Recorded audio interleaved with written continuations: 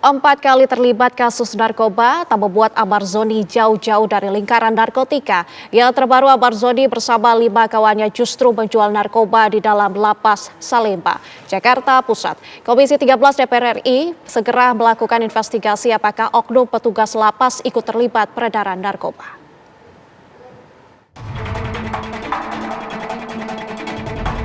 Artis Amar Zoni rupanya tak benar-benar bisa lepas dari lingkaran narkoba. 4 kali terlibat kasus yang sama tak membuat dirinya menghindari narkotika. Kasus terakhir rupanya yang paling berat. Amar Zoni diduga menjual narkoba di dalam penjara bersama 5 narapidana lainnya. Akibat pelanggaran berat itu, Amar Zoni bersama 5 orang kawannya harus pindah lapas ke Nusa Kambangan, Cilacap, Jawa Tengah. Sebuah lapas dengan keamanan super ketat, tempat bagi para penjahat kelas atas. Sebelumnya di Rutan Salemba, Jakarta Pusat, Amar Zoni tengah menjalani masa hukuman.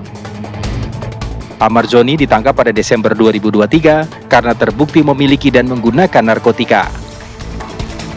Pada awal Januari 2025, Amar Zoni justru terjaring razia narkoba di dalam Rutan Salemba.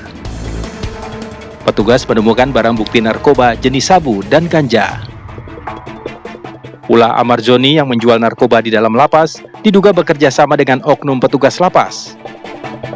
Komisi 13 DPR RI akhirnya membentuk panitia kerja. Bersama dengan Direktorat Jenderal Pemasyarakatan Kementerian IMIPAS akan mengusut peredaran narkoba di dalam rutan dan lapas. Bayangkan di Salemba saja masih ada bisa seorang warga binaan itu melakukan peredaran narkotika. Yang itu sesungguhnya kan Salemba itu kan lapas yang dianggap paling dekat dengan kekuasaan. Kalau di Salemba bisa seperti itu, apalagi di lapas dan rutan yang di daerah-daerah yang jauh dengan pantauan dan pengawasan dari Kementerian Imigrasi dan Pemasyarakatan. Saya yakin dan percaya bahwa apa yang terjadi di Salemba kemarin yang dilakukan oleh warga binaan yang bernama Amar Zoni, saya yakin dan percaya masih banyak juga di rutan dan lapas lainnya juga pasti ada modus-modus kejahatan yang sama. Dan kita sebetulnya Komisi 13 berkali-kali juga mendapat informasi, mendapat laporan bahwa ada beberapa kasus kejahatan yang juga terjadi itu dilakukan di lapas dan rutan, bukan hanya peredaran narkoba. Kemarin di lapas Tanjung Gusta ada kasus penipuan scamming yang itu merugikan warga negara sampai ratusan juta. Ada juga kasus perkelahian sampai membuat warga binaan meninggal. Ada juga beberapa kasus kaburnya narapidana di beberapa lapas dan rutan yang ada di Indonesia. Saya pikir ini akan menjadi konsen Komisi 13 untuk membentuk panja, menginvestigasi, mencari akar masalah, dan sekaligus menyusun rekomendasi dan solusi terhadap masalah tersebut. Tapi kenapa kok masih bisa ada yang seperti ini? Berarti kan ada kelalaian. Kita nanti yang akan menginvestigasi apakah ada keterlibatan petugas lapas dalam membackup peredaran narkoba di Salemba atau bagaimana.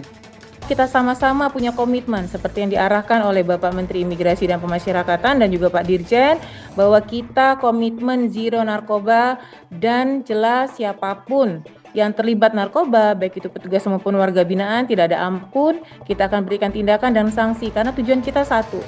Warga binaan lapas rutan bersih dari narkoba, dan itu berimplikasi berdampak pada pembinaan yang baik untuk warga binaan kita.